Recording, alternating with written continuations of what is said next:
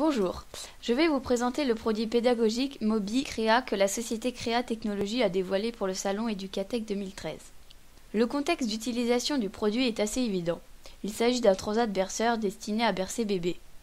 Les mamans, conceptrices du système, ont choisi des trajectoires de déplacement qui permettent un déplacement en douceur avec des accélérations limitées pour le confort de l'enfant.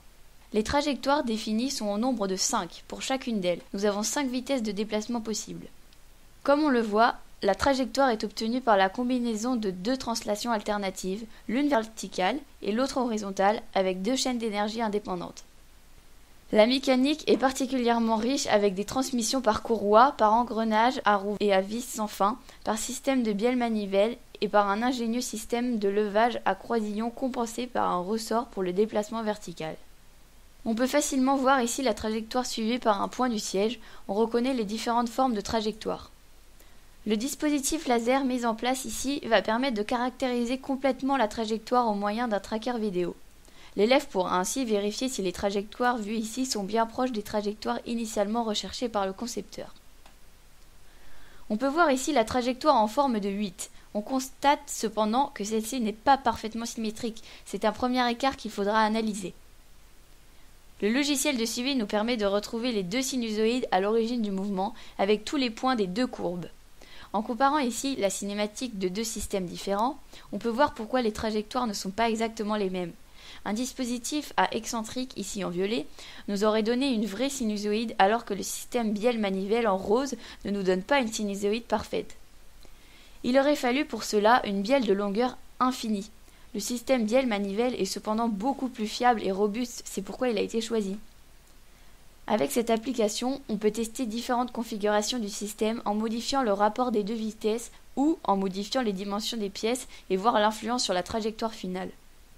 Le dispositif a été équipé d'une carte Arduino qui va nous permettre de récupérer les différentes grandeurs du système, les impulsions des codeurs incrémentaux et des butées ainsi que les tensions et les courants des moteurs.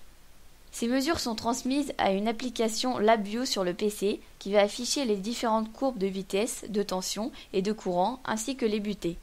Cependant, l'application ne permet pas seulement de lire les informations, elle va aussi permettre de prendre en main l'intégralité des 2 chaînes d'énergie pour les piloter. On peut par exemple injecter une fausse butée au système. On va alors voir comment il se comporte quand on injecte une erreur. On le voit ici, le fait d'accélérer ou de ralentir permet de corriger l'erreur et retrouver ainsi la trajectoire initiale. On constate bien que le système est asservi sur les 2 axes en vitesse et en position. On peut aussi passer le système en mode piloté et commander au choix un moteur ou les 2 avec des vitesses déterminées. On pourra alors analyser plus finement les comportements sur un axe et voir évoluer les différentes grandeurs, en particulier sur l'axe vertical, qui est le plus chargé. On pourra par exemple se poser la question « Pourquoi le courant diminue quand la charge augmente ?» La seconde application LabVIEW va permettre de piloter l'axe vertical en régulation de vitesse. Dans un premier temps, les mesures sont faites en commande directe sans boucle de retour. On constate ici que la vitesse en rouge ne suit pas la consigne en blanc et que cette vitesse n'est pas constante pendant la montée et la descente. Le programme permet alors de tester le système avec une boucle de retour et une commande proportionnelle. On constate un écart persistant. Le réglage de l'amplification permet de diminuer cet écart, mais le signal obtenu n'est pas encore satisfaisant.